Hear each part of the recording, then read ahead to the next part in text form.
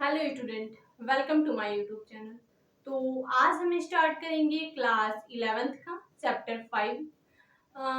Chapter 5 है, class 11th का chapter 5 है complex number and quadratic equation. इस चैप्टर में हमें ये जानना है, आज के इस लेक्चर में हमें ये जानना है कि कॉम्प्लेक्स नंबर क्या होती है। ठीक है, तो आज का हमारा चैप्टर क्या है? चैप्टर 5 है। चैप्टर 5 है क्लास 11th का complex number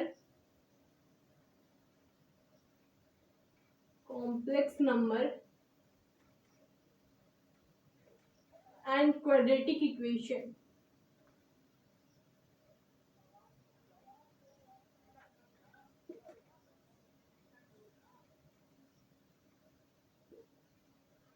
complex number and quadratic equation, ये है हमारा चैप्टर 5। ठीक है, इस चैप्टर 5 का हमारा फर्स्ट टॉपिक क्या है? Complex number.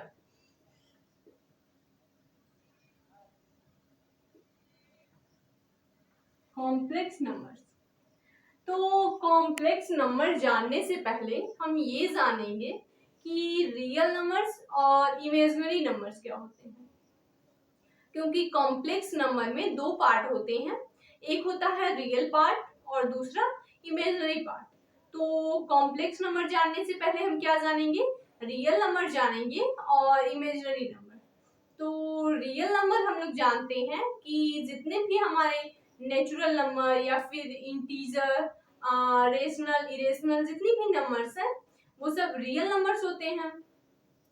और natural number, even natural number या फिर integer, rational number, irrational number, जितने भी नंबर्स हैं ये सब क्या है?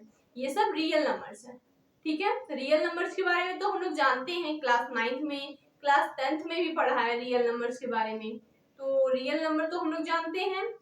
इसके बाद आता है सेकंड पे हमारे पास इमेजिनरी नंबर। हमें ये जानना है कि इमेजिनरी नंबर क्या होता है। ठीक है, सबसे पहले हमने क्या जाना? Real number. रियल नंबर क्या होते हैं? All number is real number. ठीक है, सेकंड में हमें ये जानना है कि इमेजिनरी नंबर क्या होते हैं। Imaginary numbers. तो इमेजिनरी नंबर्स में ये होता है कि मतलब इमेजिनरी नंबर में अंडर रूट -1 से, जिस रियल नंबर से अंडर रूट -1 से किसी भी रियल नंबर से मल्टीप्लाई करके जो नंबर हमें मिलता है उसे हम लोग बोलते हैं रियल नंबर। जैसे अगर हमारे पास इमेजिनरी नंबर क्या होता है? अंडर रूट -1, रूट में -1, रूट में -1 से किसी भी रियल नंबर की मल्टीप्लाई करते हैं हम लोग, ये है हमारे पास रूट में -1।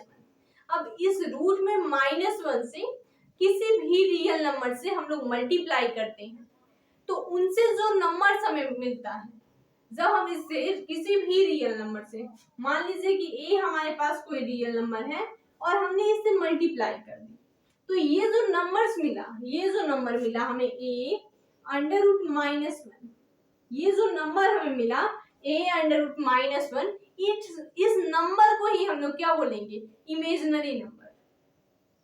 इस अंडर रूट -1 से किसी भी रियल नंबर की मल्टीप्लाई करने से जो नंबर्स हमें मिलता है उस नंबर्स को ही हम लोग क्या बोलते हैं? Imaginary numbers. ठीक है, उस नंबर्स को ही हम लोग इमेजिनरी नंबर्स बोलते हैं। इमेजिनरी नंबर के लिए हम बहुत ले सकते हैं और इस अंडर रूट -1 को हम लोग आई से डिनोट करते हैं। ये जो अंडर रूट-1 है, अंडर रूट-1, इसे हम लोग आई से डिनोट करते हैं। आई यानी आयोटा, आई यानी आयोटा।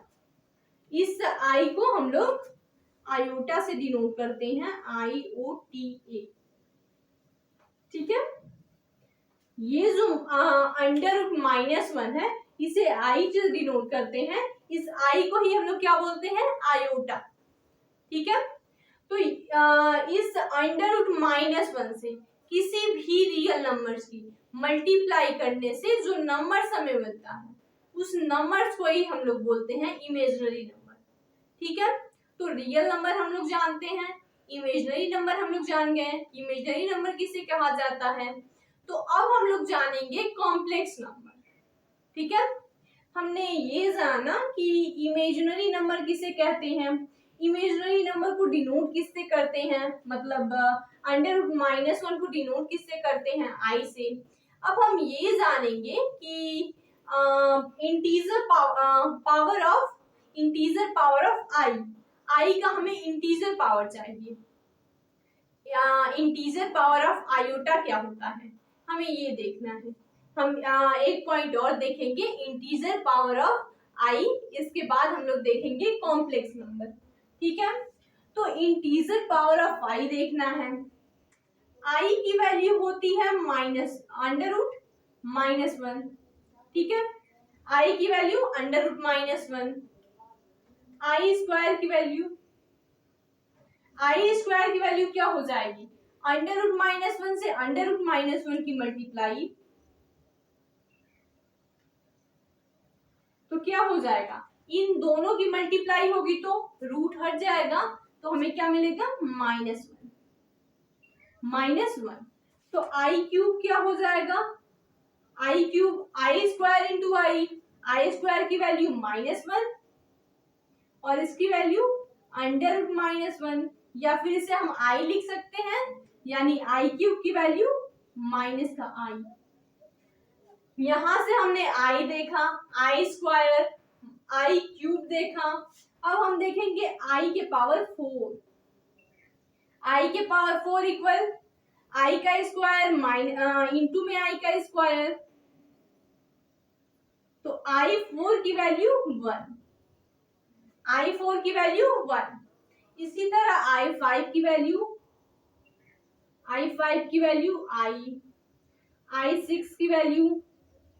I6 की वैल्यू माइनस का I5 की वैल्यू है हमें I, और I6 की वैल्यू क्या मिलेगी, -1। ठीक है, उसी तरह I7 की वैल्यू माइनस का I8 की वैल्यू 1, I9 की वैल्यू ये हमने 9 तक देखा। इस आयोटा का क्या देखा हमने, इंटीजर पावर ऑफ आई देखा हमने। ये क्या है, integer power of i, integer power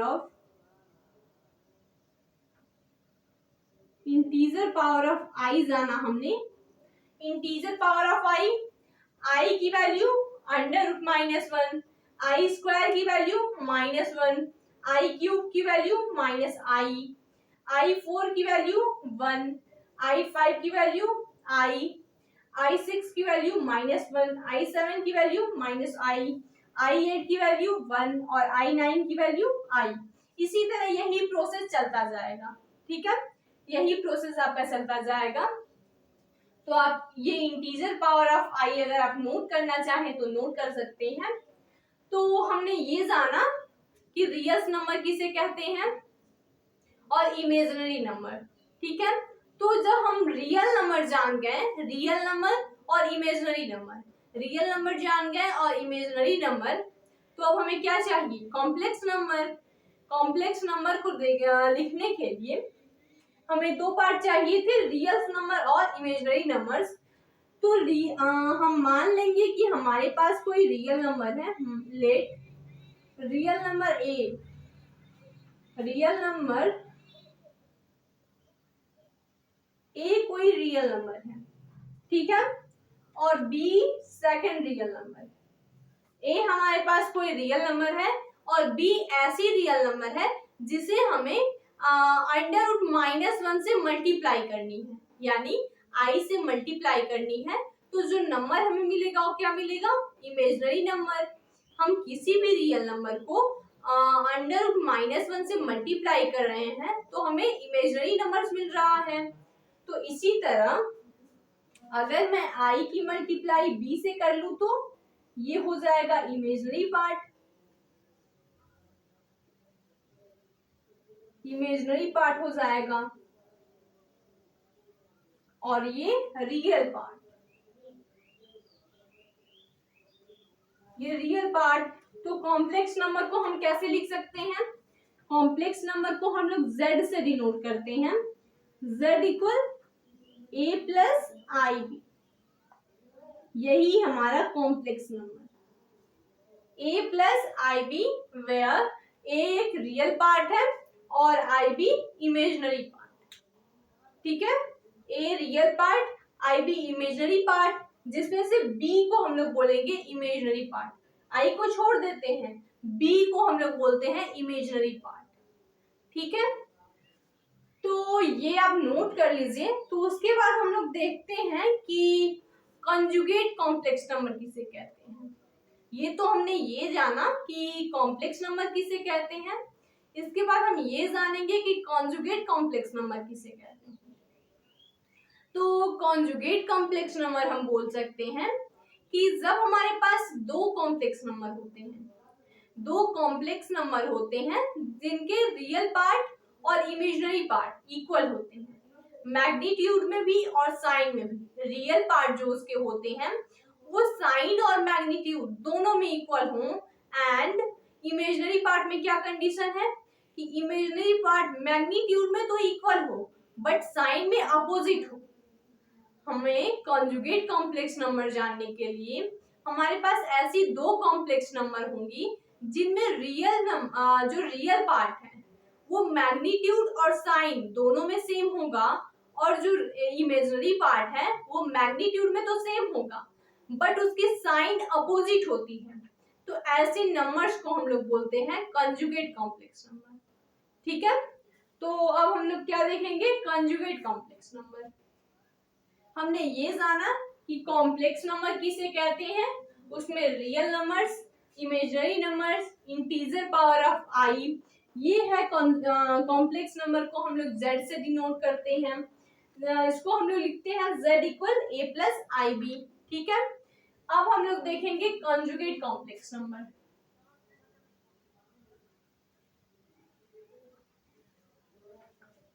अब हम लोग क्या देखेंगे? Conjugate complex.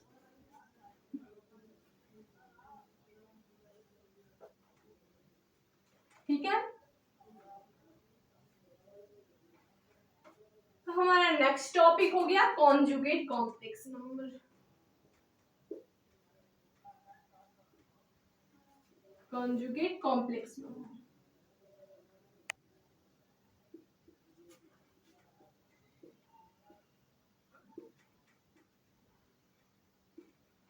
Conjugate complex number में मैंने क्या बताया आप लोगों को कि जब हमारे पास दो कॉम्प्लेक्स नंबर जिनके रियल पार्ट सेम हो, मैग्नीट्यूड में भी और साइन में भी, और इमेजिनरी पार्ट मैग्नीट्यूड में तो सेम हो बट साइन में अपोजिट हो, तो उसे हम लोग बोलते हैं कंजुगेट कॉम्प्लेक्स नंबर। तो हम लोग देख सकते हैं अगर हमारे पास z equal a plus i b है, z equal a plus i b, और z बार क्या है? ये है a माइनस आई बी। तो इस z बार को ही हम लोग बोलते हैं, ये जो है इतना पार्ट, इसी को हम लोग बोलते हैं conjugate complex number.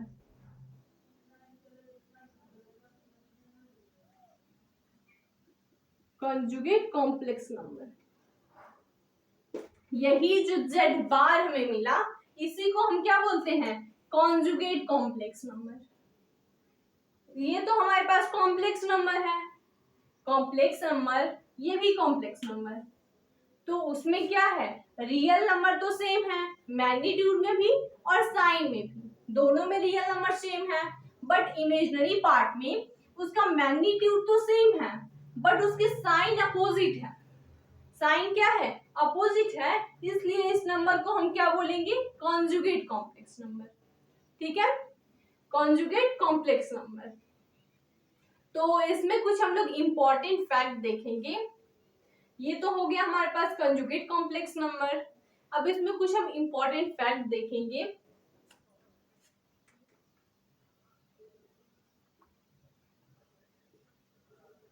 Important fact देखेंगे कुछ। फर्स्ट हम ये देखेंगे कि z बार जो है वो z के इक्वल होगा, यानी z बार जो है उसे हम कॉम्प्लेक्स नंबर भी बोल सकते हैं, ठीक है। इसके बाद z plus z bar equal क्या होगा, z की value a plus i b, ठीक है, प्लस z बार की value a minus i b. तो यहां से आई बी कैंसिल, तो हमें क्या मिला 2a। 2a सिर्फ रियल पार्ट, इमेजिनरी पार्ट हट गया, तो इसे हम कॉम्प्लेक्स नंबर नहीं बोल सकते।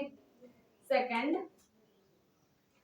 थर्ड, z में हम लोग z से z बार को अगर माइनस करें तो क्या होगा, a plus i b minus a plus i b. तो यहां से हमें क्या मिलेगा 2IB। 2IB सिर्फ imaginary part, no real part. तो ये भी क्या होगा, ये भी कॉम्प्लेक्स नंबर नहीं है। कॉम्प्लेक्स नंबर होने के लिए रियल पार्ट और इमेजिनरी पार्ट दोनों चाहिए। अगर इन्हें हमें कॉम्प्लेक्स नंबर में चेंज करना हो तो हम कैसे लिखेंगे, इन्हें हम लिख सकते हैं 2a प्लस 0IB, 0IB, या फिर 0I, 2a प्लस 0I, या फिर I0, 2a plus I0। Zero की मल्टीप्लाई I से करेंगे 0, ये हो जाएगा कॉम्प्लेक्स नंबर में a प्लस आई बी के रूप में हो जाएगा, b की वैल्यू 0। अगर इसे हमें पुट करना हो तो 0 प्लस I2b, I2b, ठीक है। इसी तरह फोर्थ हमारा हो जाएगा, इस z की हमें प्रोडक्ट निकालना है z बार से, तो क्या होगा a प्लस आई बी की मल्टीप्लाई किससे करनी है, a माइनस आई बी से। तो क्या हो जाएगा, ये हो जाएगा हमारे पास a square minus i square b square, ठीक है। ये क्या मिलेगा, a square minus i square b square. तो आई स्क्वायर की वैल्यू -1, आई स्क्वायर की वैल्यू -1 होती है, तो यहां से हमें मिलेगा a square minus 1 into b square, minus minus plus, तो यहां से हमें मिलेगा a square plus b square, यानी प्योर रियल नंबर। ये क्या है, प्योर रियल नंबर, ठीक है। अगर इस कॉम्प्लेक्स नंबर और कॉन्जुगेट कॉम्प्लेक्स नंबर की मल्टीप्लाई करें हम, तो हमें प्योर रियल नंबर मिलेगा, ठीक है। तो ये हो गया हमारे पास कुछ इंपॉर्टेंट फैक्ट्स। आप इसे नोट करना चाहें तो नोट कर सकते हैं।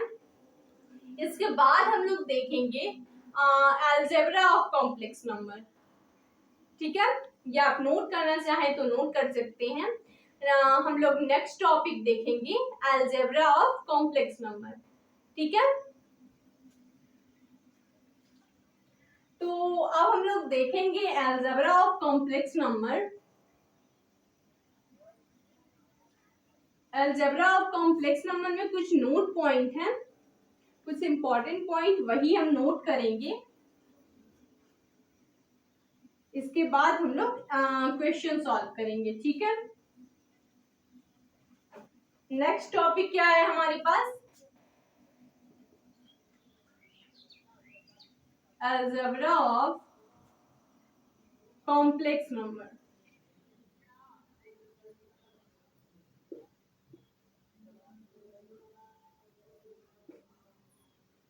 अलजेब्रा ऑफ कॉम्प्लेक्स नंबर, इस अलजेब्रा ऑफ कॉम्प्लेक्स नंबर में कुछ पॉइंट, इंपॉर्टेंट पॉइंट हम लोग नोट करेंगे।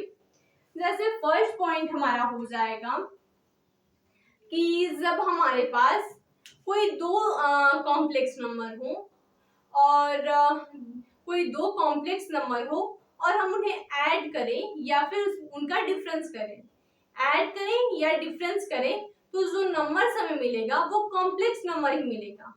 अगर हम उनको ऐड करें या डिफरेंस करें तो वो हमें कॉम्प्लेक्स नंबर ही मिलेगा। यानी हम लिख सकते हैं कि सम और डिफरेंस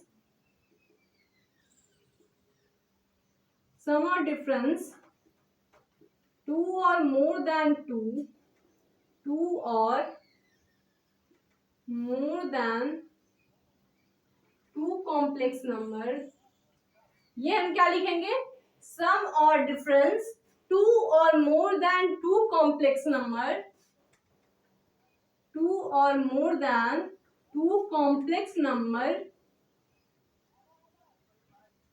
is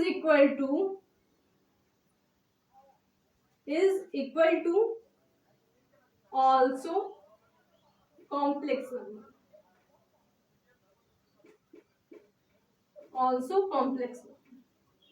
यानी कि अगर हमारे पास दो कॉम्प्लेक्स नंबर या दो से ज्यादा कॉम्प्लेक्स नंबर हो तो हम उन्हें ऐड करें या उनका डिफरेंस करें, ऐड करें या डिफरेंस करें तो हमें वो किसके इक्वल होगा, वो कॉम्प्लेक्स नंबर के ही इक्वल होगा। ठीक है, अगर हम उन्हें ऐड करें या डिफरेंस करें तो आपस में हमें कॉम्प्लेक्स नंबर ही मिलेगा। उसके जो रियल पार्ट होंगे और इमेजिनरी पार्ट वो चेंज हो जाएंगे बट हमें कॉम्प्लेक्स नंबर ही मिलेगा। ठीक है, इसी तरह हम सेकंड देखेंगे। अगर हम उनका प्रोडक्ट करें, हमारे पास दो या दो से ज्यादा कॉम्प्लेक्स नंबर हैं और हम उनका प्रोडक्ट निकालें तो भी हमें कॉम्प्लेक्स नंबर ही मिलेगा। ठीक है, और सेकंड में तो वो लिख सकते हैं प्रोडक्ट वाला। थर्ड में क्या लिख सकते हैं हम लोग, थर्ड में हम लोग लिखेंगे कि अगर हमारे पास दो कॉम्प्लेक्स नंबर इक्वल हैं तो उनका कंजुगेट भी आपस में इक्वल होंगे। If two complex number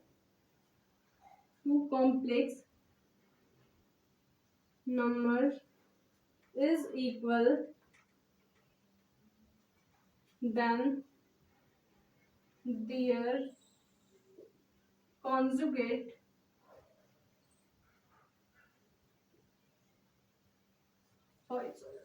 their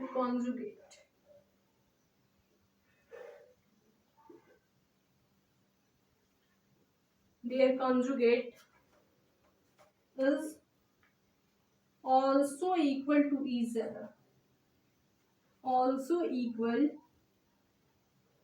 to each other, इसका मतलब कि अगर हमारे पास दो कॉम्प्लेक्स नंबर हो और वो आपस में इक्वल हो तो उनका कंजुगेट भी इक्वल होगा, उनके कंजुगेट भी आपस में इक्वल होंगे। ठीक है, अगर कॉम्प्लेक्स नंबर आपस में इक्वल है तो उनका कंजुगेट भी आपस में इक्वल होगा। ठीक है, और इसके बाद हमारा थर्ड पॉइंट है। थर्ड पॉइंट क्या है कि जब हमारे पास दो कॉम्प्लेक्स नंबर आपस में इक्वल हों तो उनका रियल पार्ट और इमेजिनरी पार्ट दोनों आपस में इक्वल होंगे। यानी अगर हमारे पास ये कोई दो कॉम्प्लेक्स नंबर है Z1 इक्वल Z2, ठीक है, Z1 की वैल्यू क्या है, Z1 की वैल्यू मान लीजिए A plus IB and Z2 की वैल्यू X प्लस IY, तो इसमें अगर Z1 इक्वल है Z2 के तो Z1 अगर इक्वल है Z2 के देन A इक्वल होगा X के एंड B इक्वल होगा Y के। अगर हमारे पास दो कॉम्प्लेक्स नंबर हैं और दोनों एक दूसरे के इक्वल हैं तो उनके जो रियल पार्ट और इमेजिनरी पार्ट होंगे वो भी आपस में इक्वल होंगे। ठीक है, वो भी आपस में इक्वल होंगे। तो यही था हमारा अलजेब्रा ऑफ कॉम्प्लेक्स नंबर। ठीक है, तो हमने ये जाना, हमने कुछ थ्योरेटिकल जाना कॉम्प्लेक्स नंबर के बारे में। अब हम लोग अगले लेक्चर में इसके क्वेश्चन सॉल्व करेंगे, एग्जाम्पल के क्वेश्चन, एक्सरसाइज के क्वेश्चन, इसके क्वेश्चन सॉल्व करेंगे, ठीक है। और इस लेक्चर में आप लोगों को किसी भी चीज में कोई डाउट हो तो कमेंट करें, जिससे मैं आपके डाउट को क्लियर कर सकूं। और नेक्स्ट लेक्चर में अब हम लोग इसके एक्सरसाइज के क्वेश्चन और एग्जाम्पल के क्वेश्चन सॉल्व करेंगे, ठीक है।